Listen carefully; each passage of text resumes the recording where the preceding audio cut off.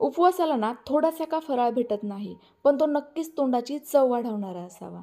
आणि त्यातले त्यात थालीपीठ म्हटलं की ते मऊ लुसलुशीत असावे, तोंडात जाताच विरघळणारे, अजिबात तोटरा न बसणारे असावेत. आणि असेच खमंग खुसखुशीत थालीपीठ जर तुम्हाला उपवासाच्या दिवशी भेटले तर नक्कीच तुमच्या घरातील एकूण एक मेंबर उपवास धरल्याशिवाय राहणार नाही. मग असेच हे खमंग रुचकर उपवासाचे थालीपीठ आणि त्याचसोबत एक वेगळ्या पद्धतीची चुरचुरीत फोडणी असलेली आणि अजिबात पाणी न सुटणारी काकडीची कोशिंबीर कशी बनवायची हे आज आपण बघणार आहोत. त्याकरिता व्हिडिओ शेवटपर्यंत पूर्ण बघा. चला तर मग लगेच रेसिपीला सुरुवात करूयात. आजच्या या रेसिपीकरिता मी तुम्हाला वजनी आणि वाटीचं असं दोनही प्रमाण सांगणार आहे. तर या ठिकाणी मी वाटीऐवजी कप घेतलाय, तुम्ही कोणतीही वाटी घेऊ शकता. आता या कपाने पाऊण कप म्हणजेच वजनी प्रमाणात 150 ग्रॅम वरई भगर घेतली आहे आणि त्याच कपामध्ये टाकूयात पाव कप वजनी प्रमाणात 50 ग्रॅम साबुदाणा. म्हणजे जास्त प्रमाणामध्ये वरई घ्यायची तर अगदी थोड्या प्रमाणामध्ये साबुदाणा घ्यायचा. असे दोनही साहित्य न भाजताच मी या मिक्सरच्या भांड्यात टाकलेत. सोबतच काही भागांमध्ये उपवासाला जिरे खाल्ले जातात म्हणूनच टाकूयात 1 चमचा जिरे. तुम्ही नसेल खात नाही वापरले तरी देखील चालेल. दोनही साहित्य मिक्सरला थोडंसं जाडसर दळून घेतलं बघा या स्वरूपाचं. कारण दोनही साहित्य आपण भाजून घेतलेलं नाही आहे, त्यामुळे नक्कीच ते थोडंसं जाडसर तर मिक्सरला राहणारच. तयार झालेलं थालीपीठांचं प्रेमिक्स मी एका ताटामध्ये काढून घेतलं.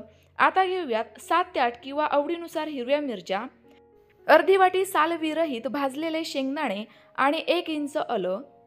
यांचं मी थोडंसं जाडसर पाणी न टाकता वाटण बनवून घेतलं. हे सुद्धा आपण या प्रीमिक्सच्या ताटामध्येच टाकून घेऊयात. आणि यातील अगदी चमचाभर मिश्रण मी जरासं साईडला काढून घेतलंय, कारण याचा वापर आपल्याला दुसऱ्या पदार्थामध्ये करायचा आहे. आता घेऊयात 2 उकडलेली बटाटी. बटाटे हे नेहमी उकडलेलेच वापरायचे, कारण साबुदाणा आणि भगर आपण एकदम बारीक असं दळून घेतलेलं नाहीये, त्यामुळे नक्कीच यामध्ये एकजीवपणा येणार नाहीये. मग आपले हे थालीपीठ थोडेसे सॉफ्ट व्हावे, ते थापताना तुटू नये याकरिता हा उकडलेला बटाटा किसणीने किसून वापरायचा आहे. हवं तर तुम्ही मॅश करूनही वापरू शकता. मी 2ही बटाटे किसून घेतले. चवीनुसार मीठही टाकूयात आणि आवडत असल्यास फक्त 2 चमचे फ्रेश आणि घट्टसर दही घ्यायचे. दही आवडत नसेल नाही वापरलं तरीही चालेल, किंवा दह्याऐवजी थोडासा आंबटपणा हवा असेल तर लिंबाचा रसही वापरू शकता. आता संपूर्ण साहित्य छान असं एकजीव करून घेऊयात, मळून घेऊयात. गरज वाटली तर थोडंफार पाणी देखील वापरू शकता, पण पाणी सुरुवातीलाच वापरू नका, कारण आपण यामध्ये उकडलेला बटाटा, दही वापरलंय, त्यामध्ये देखील ओलसरपणा असतो. यामध्ये सुरुवातीला हे पीठ मिक्स करून घ्यायचं आणि गरज वाटली तरच फक्त साधारणतः 2 ते 4 चमचे पाणी वापरायचं. यापेक्षा अजिबात जास्त पाणी वापरू नका. तर बघा, मला देखील थोड्याशा पाण्याची गरज वाटते म्हणून अगदी थोडंसं पाणी मी घेतलं आणि आता पुन्हा एकदा हे पीठ छान असं मळून घेते, एकजीव करून घेते. तर बघा, आपलं या ठिकाणी थालीपीठांचं पीठ मळून तयार झालेलं आहे. अगदी छान असं एकजीव तयार झालंय. आता हे जरा वेळ झाकून भिजण्याकरिता साईडला ठेवून देऊयात. जास्त वेळही भिजवण्याची गरज नाहीये, 10 मिनिटे पुरेसे होतील. एवढ्या वेळामध्ये आपण पटकन काकडीची कोशिंबीर बनवून घेऊयात. त्याकरिता अशी फ्रेश काकडी घ्यायची, ती मधोमध कट करायची. आता ही काकडी मी चोचवून घेणार आहे. त्याकरिता एक चाकू घ्यायचा आणि अशा पद्धतीने ही चोचवून घ्यायची.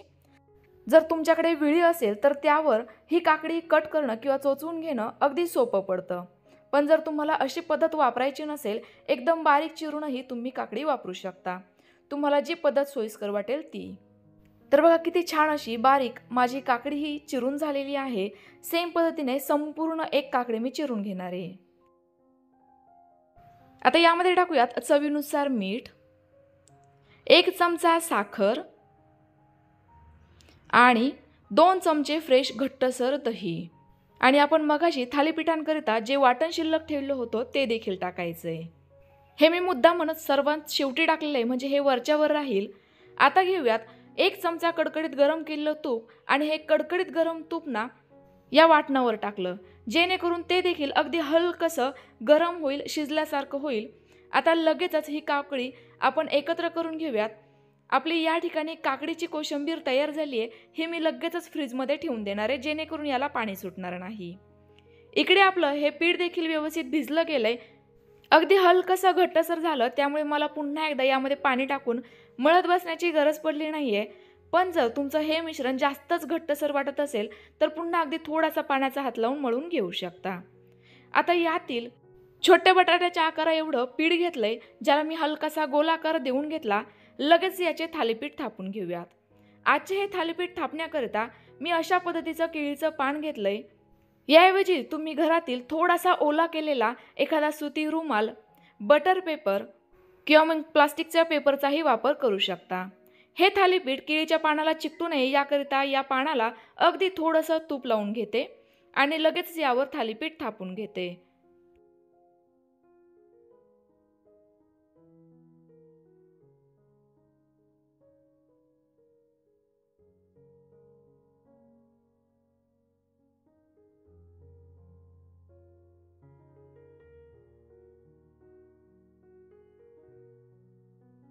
अगदी सहजतेने आपलं हे थालीपीठ थापलं गेलंय. ना जास्त जाड ठेवलंय, ना जास्तच पातळ थापलं गेलंय.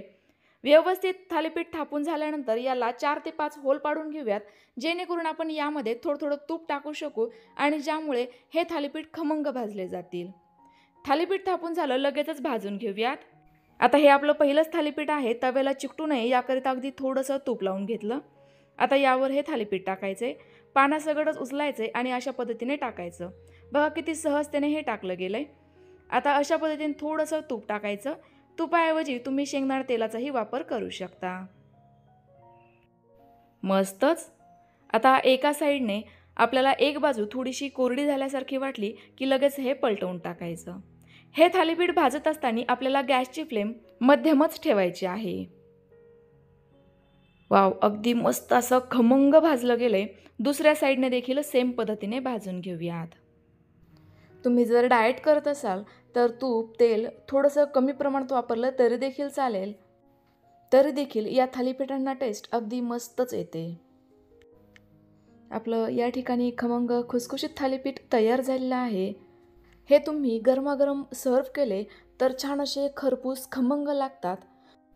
पण जरीही थंड झाले तरी देखील काहीच हरकत नाही आहे, थालीपीठ मस्तच लागतात. सेम पद्धतीने आणखी एक थालीपीठ बनवून दाखवते, पण हे मी एका बटर पेपरवर करणार आहे. आणखी एक थालीपीठ मी तुम्हाला या बटर पेपरवर करून दाखवते.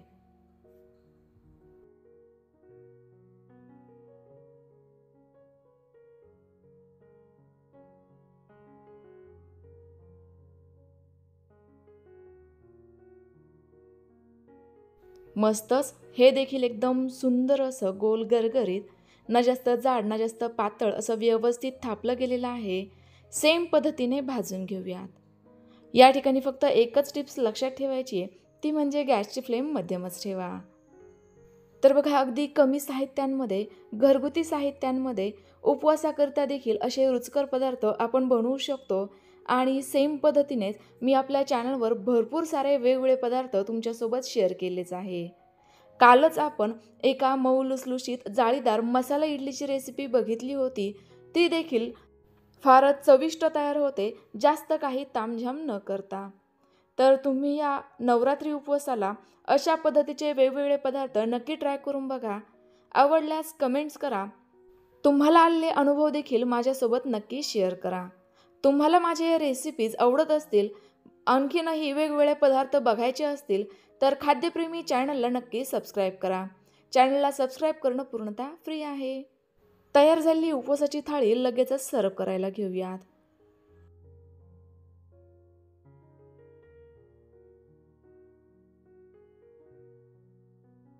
चटपटीत चवीची काकडीची कोशिंबीर, खमंग खुसखुशीत उपवासाचे थालीपीठ खाण्याकरिता तयार झालेले आहेत. तर तुम्हाला आजची ही उपवासाची मिनी थाळी कशी वाटली कमेंट्स करून नक्की कळवा. रेसिपी आवडल्यास लाईक करा आणि जास्तीत जास्त शेअर करा. पुन्हा एकदा भेटूयात अशाच एखाद्या नवीन छानशा रुचकर रेसिपीसोबत. तोपर्यंत बाय बाय.